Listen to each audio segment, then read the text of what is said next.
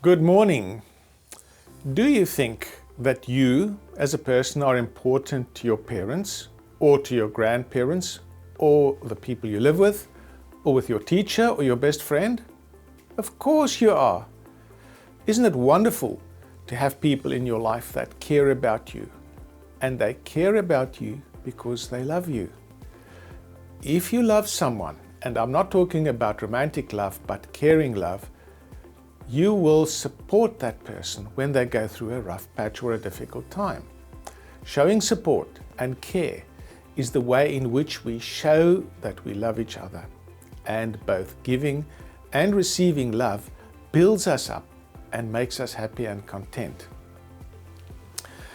Today we are reflecting on the wonderful fact that we are known, loved and valued by God. And we are looking at this through the lens of Psalm 139 verse 14, which reads, I praise you because I am fearfully and wonderfully made. Your works are wonderful. I know that full well.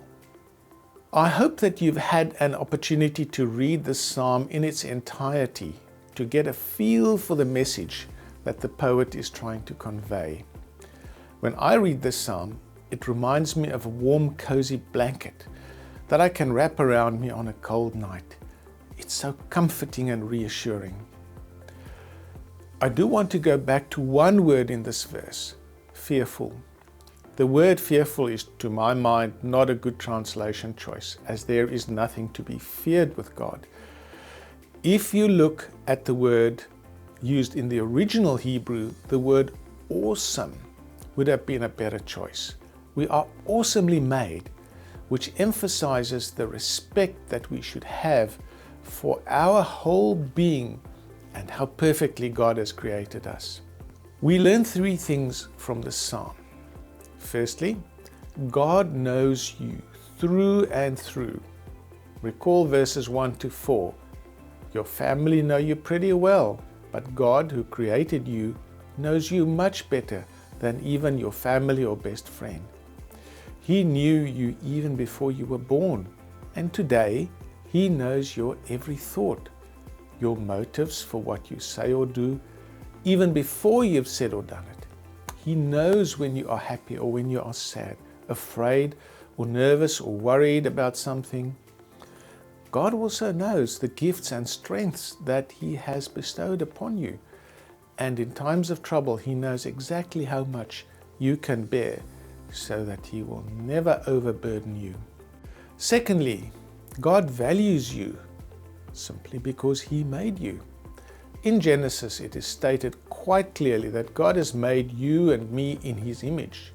He has made us as humans scarcely less than the angels in heaven, and you play a very important role in God's kingdom.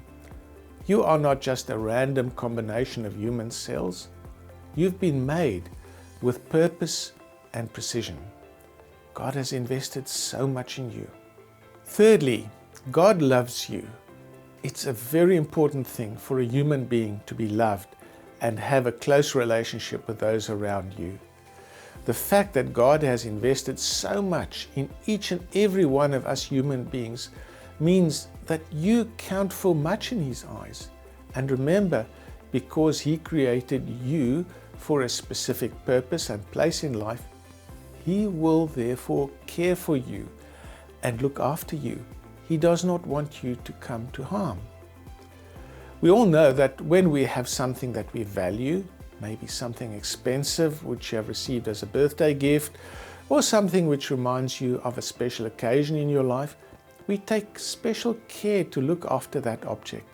We make sure that we do not lose it, or that no harm comes to it. We treat it with care and store it safely. In exactly the same way, God cares for us and looks after us because we are precious to Him.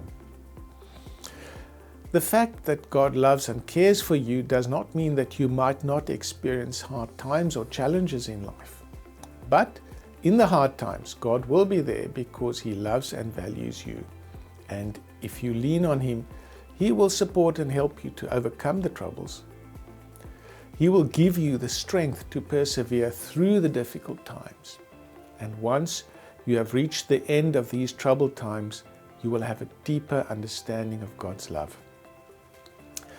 And this is why I like to think of Psalm 139 and all the promises and assurances that God makes as a warm blanket on a cold day.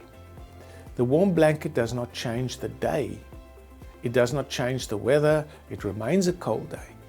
But it changes how we experience the day, how we feel about the day. The cold of the day does not bother us anymore, as we have something and someone to keep the cold away. And this warm blanket is always there when we experience a cold day. God is there to love and protect you also when the times get tough. God bless.